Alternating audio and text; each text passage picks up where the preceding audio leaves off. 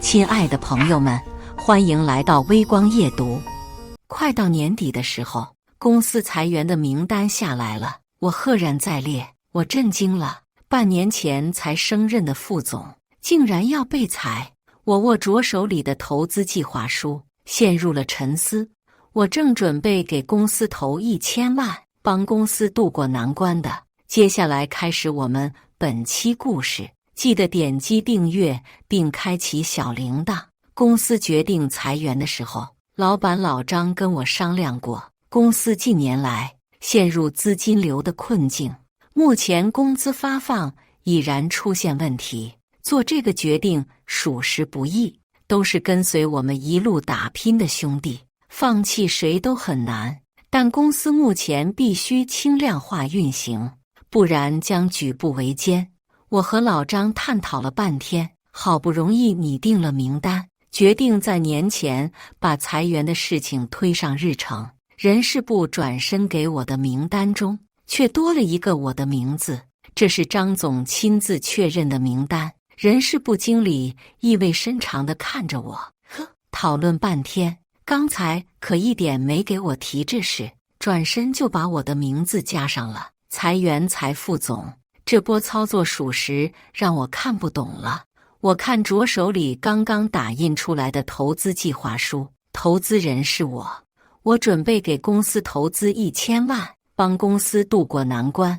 原本正准备拿着这个计划书给老张一个惊喜的，他倒先给了我一个惊喜。虽说职场上很多事情看透不说透，但这个事情我还是要问个明白。半年前对手公司花高价挖我，老张为了留住我，给我升任公司副总。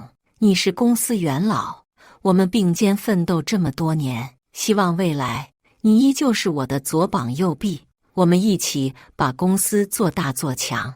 当时公司已经有半年没有给我发工资了，但他满脸真诚。最终我放弃对方开出的优厚条件，选择留下来。这才半年，公司竟先拿我开刀了。难道半年前的升职只是缓兵之计？我从一颗棋子变成了弃子，但我不甘心。公司走到今天，我是有汗马功劳的。敲老张办公室的门，半天没响应。人事经理走过来说，张总已经出去了。我打他电话没接，发信息没回，感情这是躲着我的。这老奸巨猾，他的手段我是见识过的。跟他一起拿项目的时候，他为了能入围，各种机关可以全算进。没想到今天这机关用在我身上了。他忘了公司成立之初，我为了投标拿项目，连续1个月没休息，天天干到后半夜了。他忘了当初人手不够，我一个人干5个人的活，连续半年没有休1天假，加班加点的把项目干出来了。他忘了他已经半年没有给我发工资了，因为资金紧张。他说老员工多体谅一下公司，结果他就是这么来体谅我的。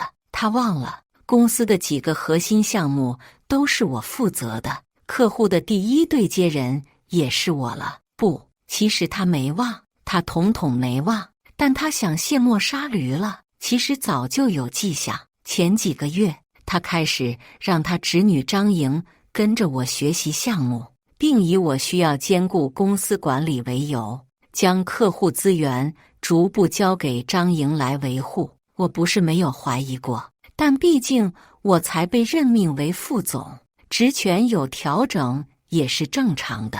原来他早就开始布局了，我这么玩命跟着他，换来的却是这个结局。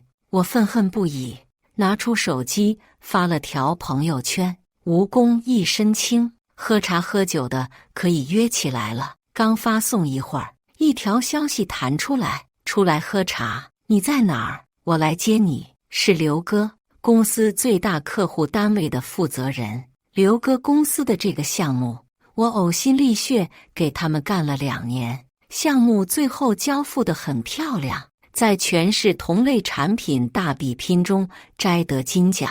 刚从外地分享项目成功经验回来，自从获了奖啊，那一天忙的到处跑，哈哈。刘哥一见面就大声说着，人还未到跟前，声音先到了。他一向这么风风火火的，今天来有件非常重要的事情要跟你说。对了，你发的那个朋友圈什么意思呀？他笑盈盈的。我上了他的车，2年时间的并肩作战，我们早已变成了朋友。老张要把踢了，我回了一句，情绪不太高。什么？我看他脑袋是被驴踢了。当初咱这个项目过程中出了那么多纰漏，哪次不是你冲在前面解决的？他露过几次面，他到底怎么想的？不知道，躲起来了。我也是猛的。对了，你要说什么重要的事情？刘哥看我的样子不像是开玩笑，他两眼冒火光。躲，有本事一直躲着，公司别开了。我找你是要跟你说，咱们这个项目因为1期反响好，现在要乘胜追击，做第2期了，这我必须还得跟你合作呀。我摊摊手，合作不了了，我马上办离职手续了。刘哥气得猛拍了一下方向盘，大骂老张不仁义。那你去哪家公司？反正项目跟你走，你去哪里，我就把项目交给那家公司，也算是你送给新公司的见面礼。刘哥看着我真诚地说，我知道他说的是真心话，我很感激。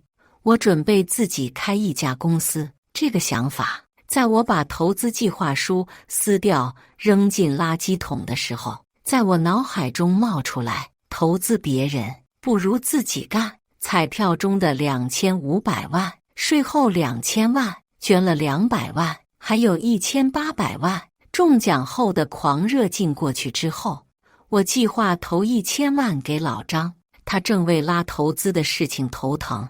公司我待了7年，7年真的落实了张总把公司当家的理念，事事想着公司，投资公司，然后年底拿分红，也算是得偿所愿了。不想今日被公司背刺，或许这是给我了另一个机会，去干自己的事业。刘哥吃惊地看着我，林峰，看不出来呀，你家底这么厚呢，真要自己开公司呀？我郑重地点点头，我支持你。那这个项目就是你公司的第1个项目了。我向刘哥道谢，刘哥开怀大笑，然后他压低声音，故作神秘地说，不过我有个条件，刘哥，咱俩之间只要我能做到的，你随便提。我要入股，我投点钱，占点小股就行。我欣喜若狂。刘哥在行业里那可是大哥级的人物，他运作项目的能力那可是有口皆碑，有他的加盟，那公司就稳妥了，那可太行了。我俩一拍即合。接下来是赶在春节放假前跑工商、银行、税务，找办公场所，一切都很顺利。老张还是没回我信息，据人事经理说他出差了。我回公司收拾东西，部门的同事都围上来，林总，连你都要走了呀？怎么回事呀？公司要关门了吗？林总，你为什么要走呀？林总，你要去哪里上班呀？我淡然一笑，没有给大家做解释。大家不要慌，公司只要张总还在，那就关不了门。我也只是个打工的，我走了影响不大的，大家安心上班。有几个同事把我送到公司楼下，临别时他们眼神复杂。林总，你去了哪家公司？能不能带几个人过去啊？我们想跟你一起走。我点点头，告诉他们没问题，等年后那边一旦稳下来了，就会让他们过去。这怪不得我，公司近几个月工资迟迟不发，大家也熬不住了。跟了老张几年，最后走了，连个面都不露。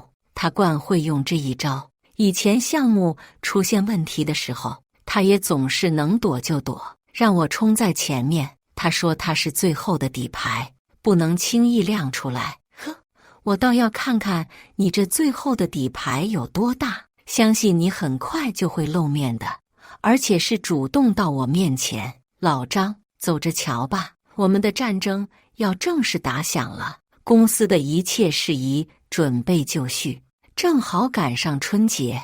春节几天我也没闲着，做好了公司今年的业务规划，先一步步脚踏实地的来，然后春节假期一过，正式开干。我发了一个招聘的朋友圈，部门的同事划得来了好多个，团队就快速组建成了，大家都是轻车熟路，马上开工，项目如火如荼地进展着。刘哥相当满意，项目就是要抢占先机，越走到前面机会就越大。一天我和刘哥正在开会，一个电话进来，是老张。我跟刘哥递了个眼神，接起电话，怎么回事？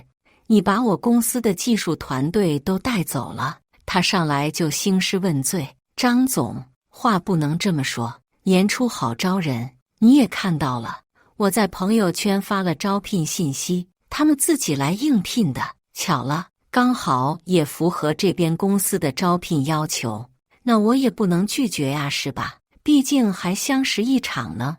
你在哪家公司？一家新公司，不能跟您的公司比，又得从头开始了。不过希望这老板仁义一些，为他卖了命以后，可别以后也像您一样把我一脚踢开了。老张沉默了一会儿，他正准备再开口说话，我说正在忙着开会，便挂了电话。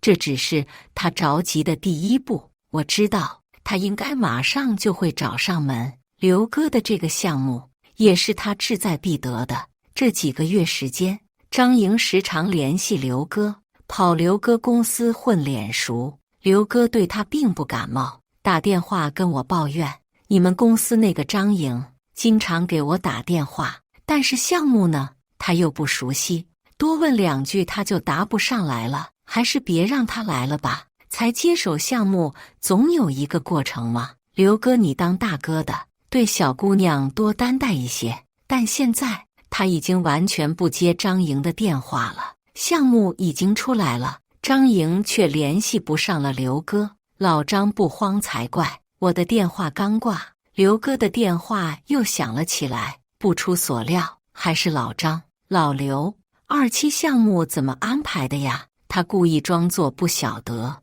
装莽是他的一贯伎俩。这个我不清楚呢，老张，我正在外地出差，开会呢，先不说了。刘哥挂了电话，嘴里念叨着：“你不是能躲吗？我也躲，看咱俩谁躲得过谁。”我扑哧一下笑了。刘哥，你咋跟个小孩子一样呢？我们料到老张很快就会找来，没想到他来得这么快。我正在办公室检查项目进度，小黎跑过来说：“老张来了。”哎呦，张总，你可是大忙人啊！我前面找了你好久呢，都没找到你。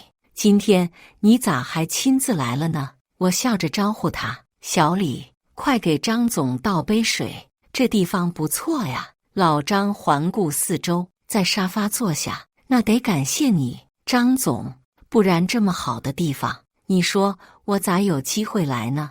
我笑盈盈地看着他，老张面露尴尬：“我前段时间太忙了，一直在外面出差，没来得及跟你解释。公司不是困难吗？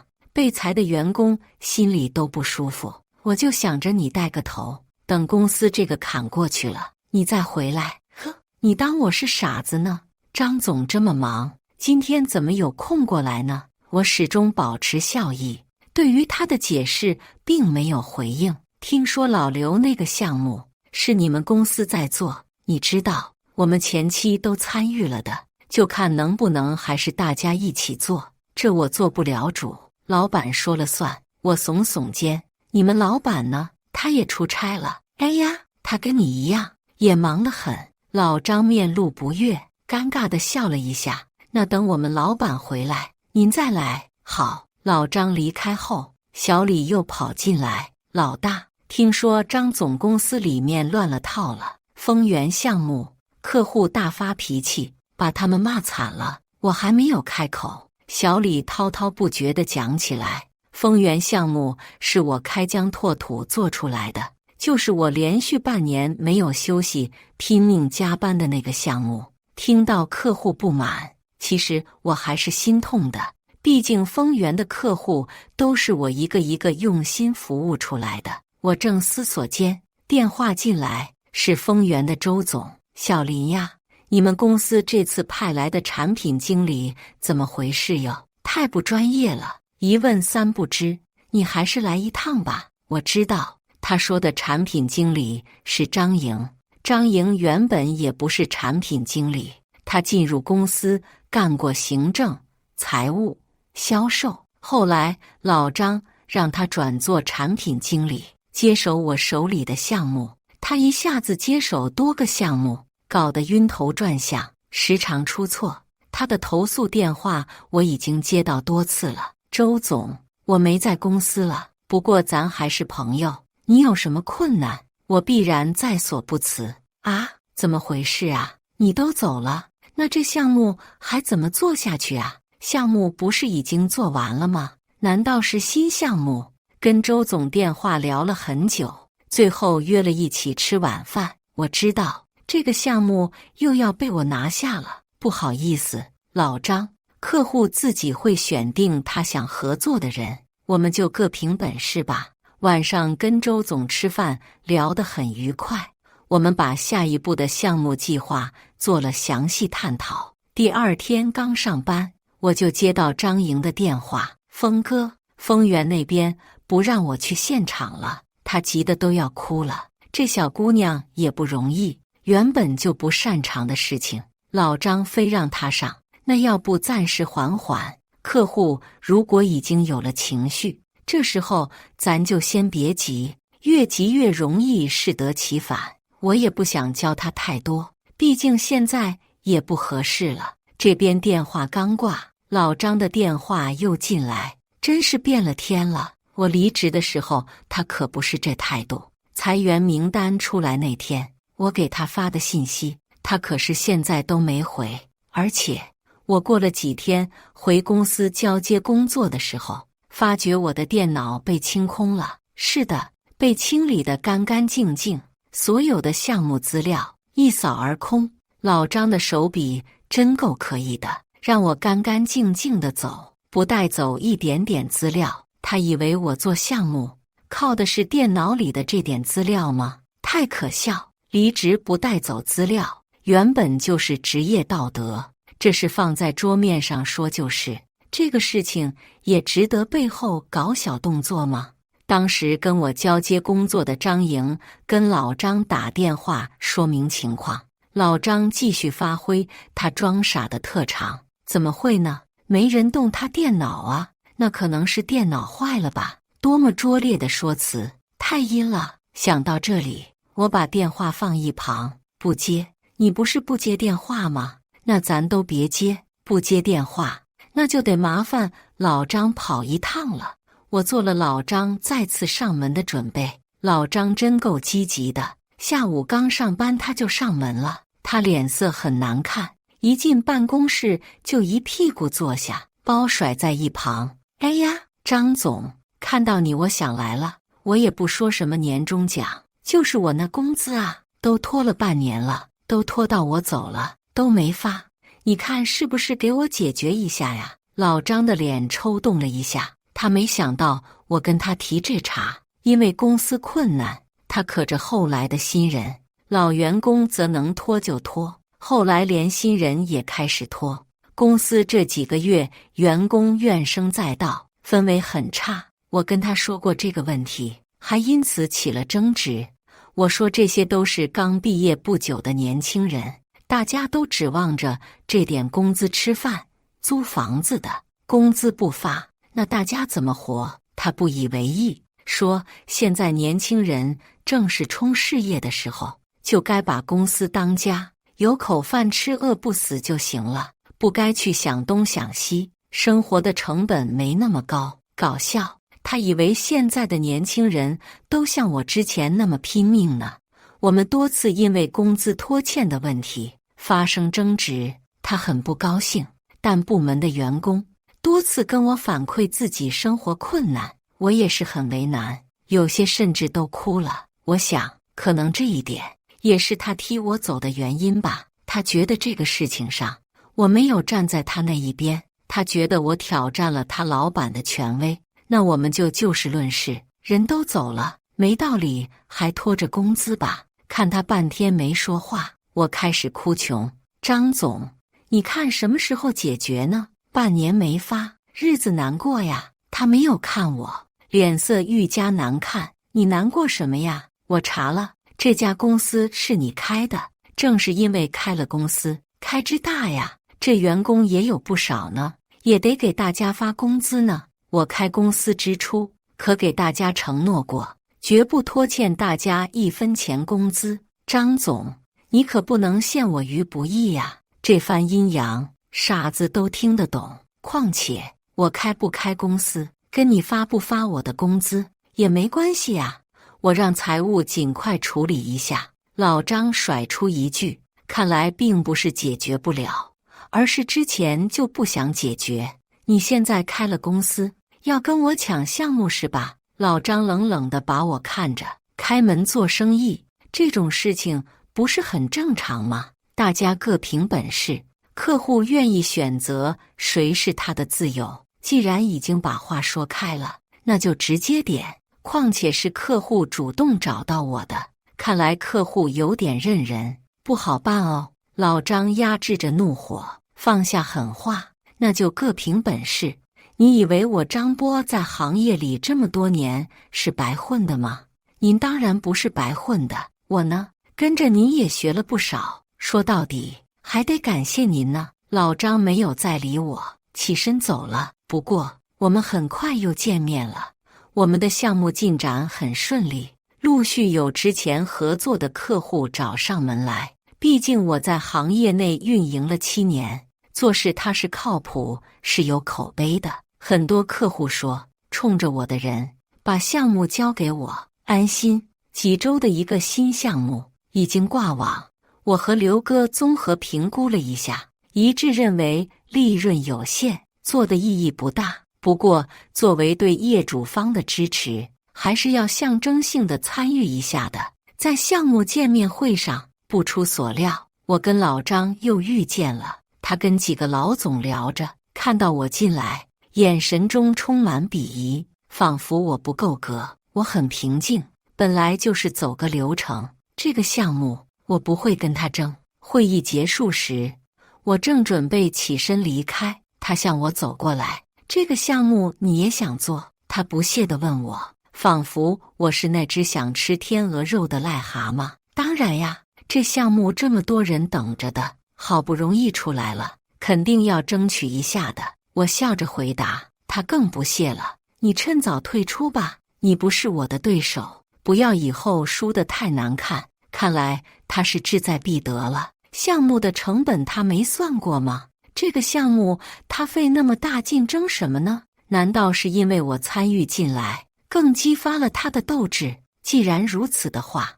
那就再给他加把火。这话说的有点早吧，张总，谁笑到最后还不一定呢。万一我就是那匹黑马呢？老张气得脸都绿了，这下可是全然不把他的权威当回事了。他气急败坏。其实他冷静看一下这个局面，就知道这个项目的价值不大，但是他现在一心想战胜我。还有他的公司也确实急需新项目进来，急则乱，乱则危。企业如飘零的一艘船，如果掌舵的偏了航，那就危险了。老张，再走一步险棋，一步错，则有可能全盘皆输。这个项目全程我都积极参与，但并不用心。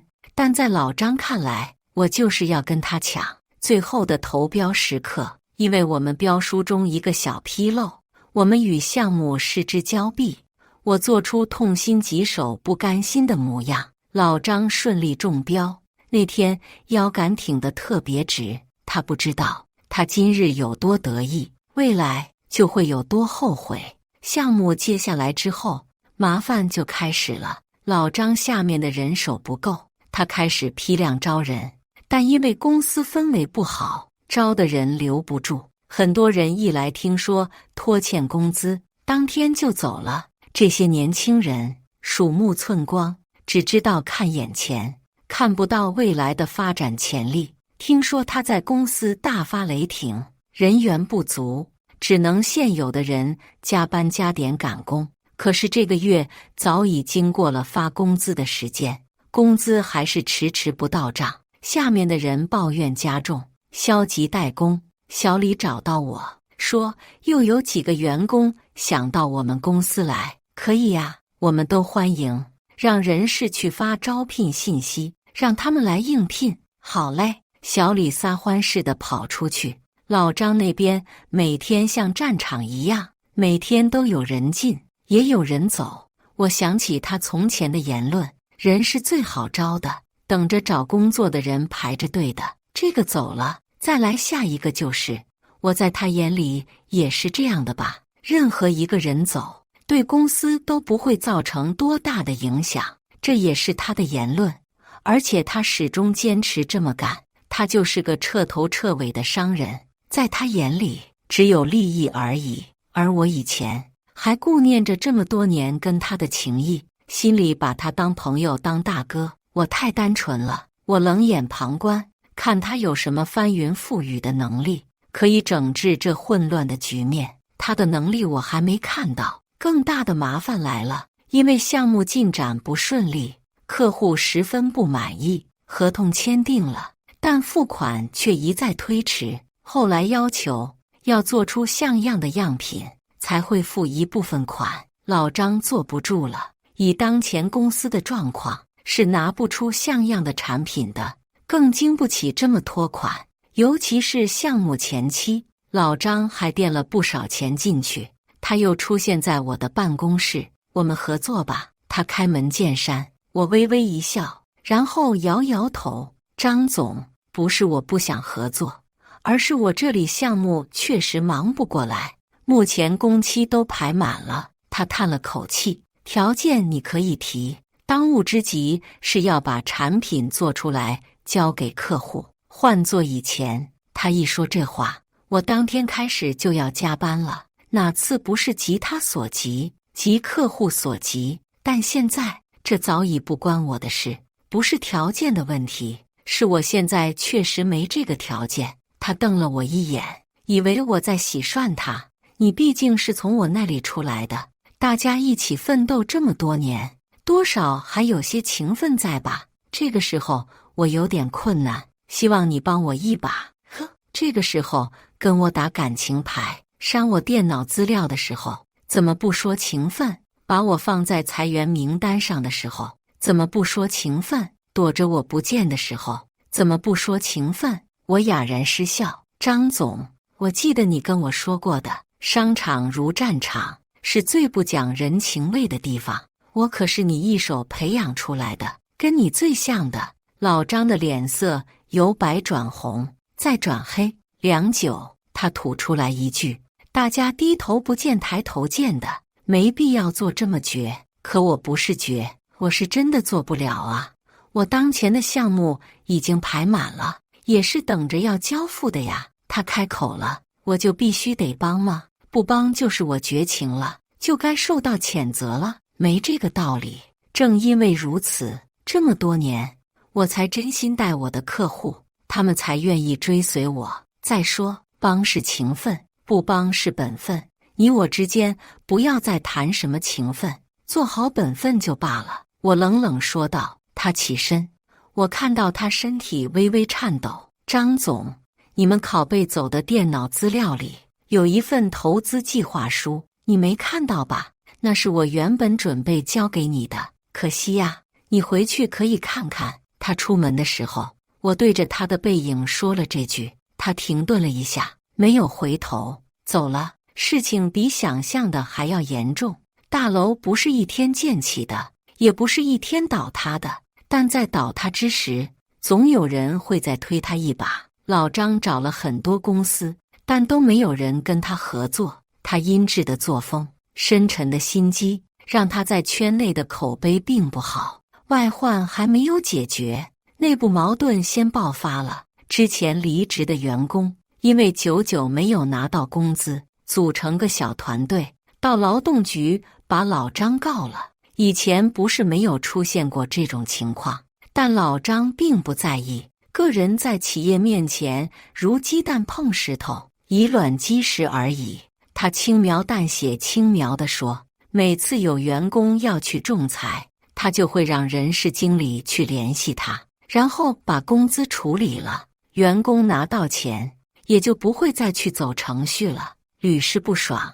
但这次不一样，先是离职的员工组成了一个小团队去劳动局申请仲裁，后来在职的员工在部分人的煽动下开始罢工，也组成了团队去仲裁。老张的摊子一下子瘫了，没过多久，他的资金被冻结，公司解散，员工大部分涌入到我的公司。我没有见老张，但我能想象他现在处境。再后来，听说有不少追债的人堵在他公司门口，砸了他公司的招牌。他卖了房，卖了车，回了老家。真是眼看他起高楼，眼看他楼塌了。那之后，我很久没有再见他。再次相见，已经是2年后。再次见他，是在网上。有天，张莹给我推了一条视频，说是老张在创业了，让大家多多支持。明显是群发的。我点开视频，看到老张在镜头里，他瘦了一些，但精神还不错。他在视频里侃侃而谈，分享着自己的创业之道。曾经，我的公司从我一个人到招来第1个人，然后2个、3个，越来越多，最后达到上百人。短短几年时间，我们在行业内的地位遥遥领先。我摇头苦笑，关掉了视频。不知道他口中的这些人，他还记得几个？是否都只是他创业路上可有可无的工具而已？晚上，我参加项目的庆功宴，来了很多领导，我忙着应酬，现场好不热闹。电话不合时宜的响起，我掏出来一看，是老张。林峰，你的那个投资计划书我看了，我现在在谈一个很好的项目，只要你投资就可以做成的。我们出来喝个茶呀。这边很吵，我听得不是很清楚。我又问了一句，老张扯着嗓门喊，你那个投资计划书还有效吗？我想了想，回答他，原本就是无效的，因为他没盖章，章是信用，是底线，没有这个就什么都不是。我挂断电话，老张的声音被切断，他的脸渐渐模糊。年底的行业大会上，我的公司被提名为行业新星，与市内领头企业建立合作关系。我们扩大了办公场地，人员已经翻了几番，大家干劲十足。预计年底还要再扩大。跟刘哥的2期项目早已成为了行业的明星产品。这2年，他马不停蹄地到处去做演讲，把产品推向了全国。过年了，我给每个员工都包了大大的红包。企业的每一个进步，每一步成功，都是大家共同奋斗来的。我始终把诚信和担当作为公司理念，未来的璀璨已近在眼前。感谢大家的观看。本期故事精彩吗？欢迎大家在下方评论区吐槽。如果你喜欢这类故事，记得点击订阅微光夜读，并分享给更多的人，这会对我帮助很大。再次感谢大家的观看。